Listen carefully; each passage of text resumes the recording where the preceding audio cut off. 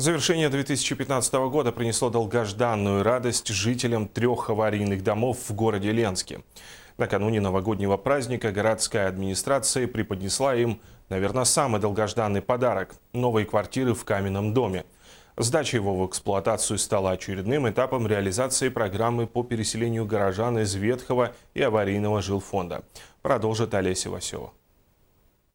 Олег Карелин впервые переступает порог своей новой квартиры и не скрывает радости. Просторная, несмотря на то, что однокомнатная, в центре города, да еще в каменном варианте, после аварийной деревяшки на окраине – это настоящий подарок. Такую достойную награду за долгое ожидание под конец 2015 года получили 40 семей, стоящих в очереди по программе переселения из аварийного жилфонда. Новый адрес счастливчиков – улица Чапаева, 72/1. Строительные работы на объекте вела фирма ЗАО «Три семерки», и подрядчик в полной мере выполнил все договорные обязательства перед муниципалитетом.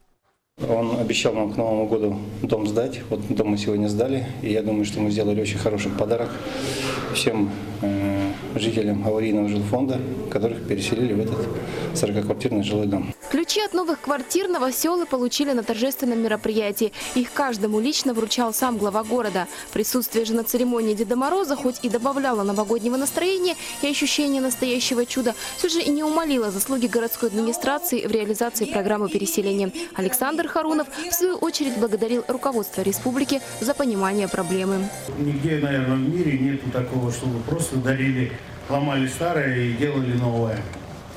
Поэтому спасибо всем, я считаю, начиная от федеральной власти, кончая муниципальной.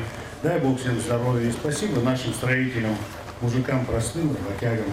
В новом доме 5 этажей, просторные лестничные пролеты, на каждой площадке по 4 квартиры, 2 однокомнатные и 2 двухкомнатные. Ждал я этого с 2009 года. Если честно, не надеялся на такой результат, что будет именно в каменном варианте, даже и не представлял, что и ближе к центру города.